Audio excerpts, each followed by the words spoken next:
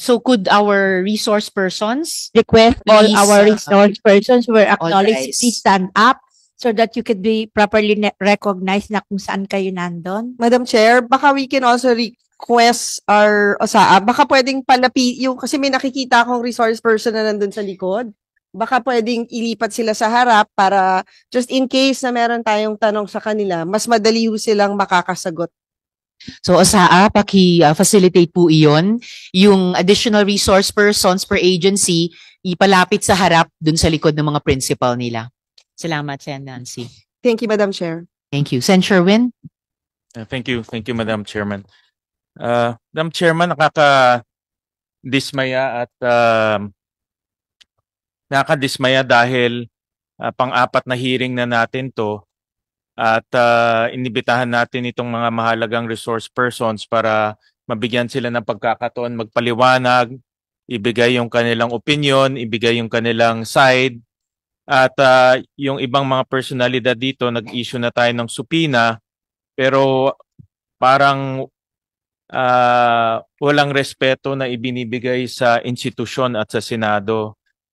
Para sa akin, yung pagbabaliwala nila ng supina, parang pagbabaliwala at pagwawalang respeto sa ating institusyon at sa proseso na ginagawa natin para makahanap ng katotohanan.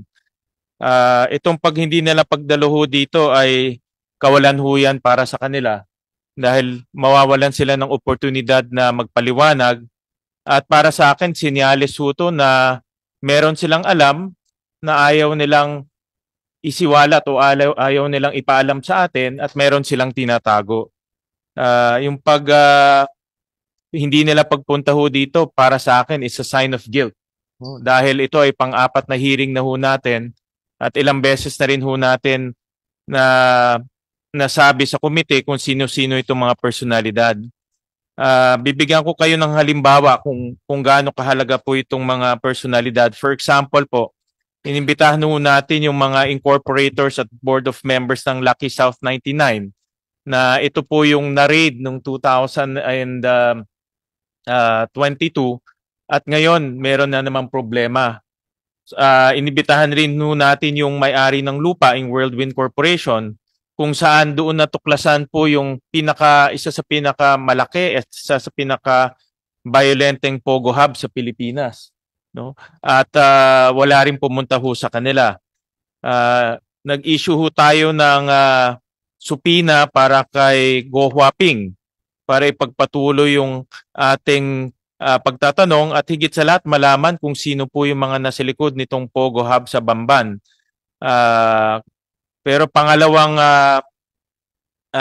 pagtanggi o pangalawang beses siya nang hindi pumunta ho dito, ngayon na kahit may supina, binaliwala pa rin niya yung supina na inisyu ng committee. May isa pang personalidad na mahalaga ho, yung si Ginang Nancy Gamo, no? Na lumabas po sa maraming papeles, sa papeles ng mga Go-related companies, sa papeles ng dalawang Pogo Hub, yung Zunyuan at Hongsheng. Pero nagpadala siya ng letter at hindi rin siya makakapunta dahil raw pinagbabawalan siya ng doktor niya. Pero Madam Chairman, nakita ko yung kanyang interview Hindi lang isang beses o 4 na beses yung kanyang interview. At lumalabas ho siya para magbigay ho ng mga interviews. No? So, hindi po katanggap-tanggap ho para sa atin na nagbibigay ka ng interview sa media, pero yung formal na hearing, yung formal na pagdinig, hindi ka pupunta ho dito. At may supina na rin ho na issue. So, Madam Chairman, uulitin ko po yung aking motion in the past, no, nung last hearing.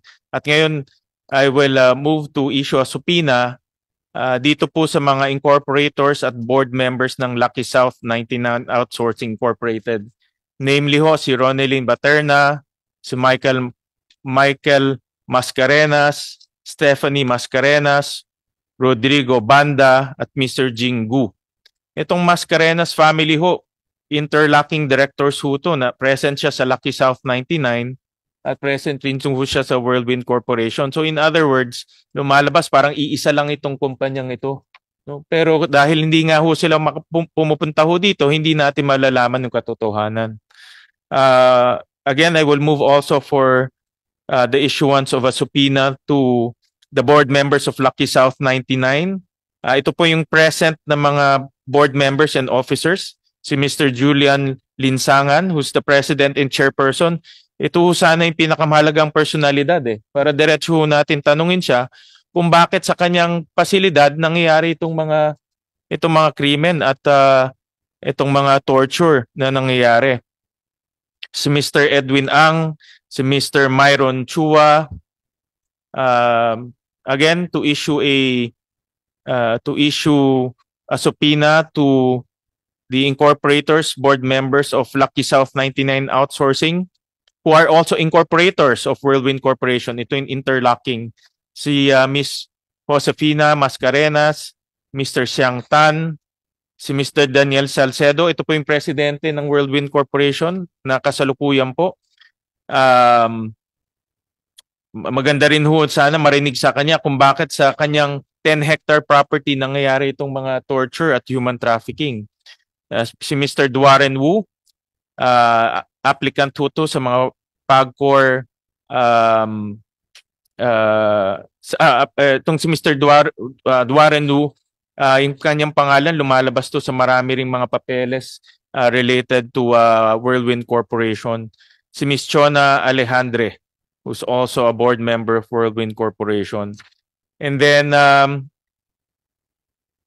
will move to cite in contempt those individuals, Madam Chair, who we issued subpoena to. Si Ms. Wen Yilin, Mr. Simen Lial Go, si Guo Huaping, aka Alice Go, Mr. Jan Jong Go, Ms. Sheila Yel Go, at Ms. Wesley Go. Nung huling pagdinig ho natin, nag-issue na ho tayo ng subpoena. Para sa akin ho, hindi katanggap-tanggap po yung dahilan ni Ms. Guo Huaping dahil siya po ang nasa gitna nitong pangyayari sa Bamban Siya po ang may alam kung ano po nangyari. Lahat po ng application, andun po yung pangalan niya. Siya po yung nagbukas ng pinto para makapasok po itong Pogo Hub. At marami pa tayong katanungan kung sino ba talaga ang nasa likod at sino yung mga kasama niya dito sa Pogo Hub na ito. At I will also move to cite in contempt Ms. Nancy Jimenez Gamo, the accountant that incorporated the Go-related family businesses and also the two Pogo Hubs. May mga personalidad ho dito na nag-issue ho tayo ng subpoena pero based on the COMSEC, mga dummies or non-existent. Pero uulitin ko na rin po, just in case na lumabas ho sila. Also to cite in contempt, Ms. Jamelyn Cruz, Mr. Roderick Pujante, at Mr. Juan Miguel Alpas. There's also another personality na crucial ho dito sa ating investigation. Ito po si Catherine Cassandra Ong, na nag-issue na rin ho tayo ng subpoena pero wala ho siya dito. So I also move to cite in contempt Ms. Catherine Cassandra Ong.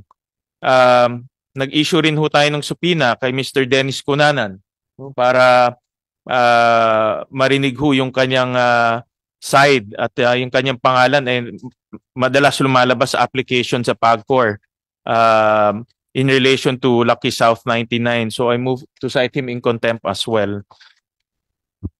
Meron po hong dalawang tao ho dito na crucial.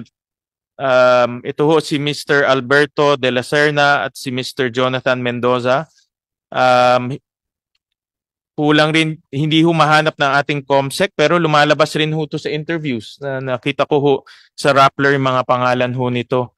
So I also move to cite in contempt Mr. Alberto de la Serna and Jonathan Mendoza. Mga totoong tao ho to dahil nakikita ko to sa mga interviews. So again, Madam Chair, hindi ho magiging kompleto yung ating hearing and investigation kung wala po itong mga personalidad na ito. Specifically those connected to Lucky South 99 and to Whirlwind Corporation, as well as si Ms. Nancy Gamo at of course si Guo Huaping and nasa likod nito without these personalities. So I so move, Madam Chair. Thank you. Madam Chair.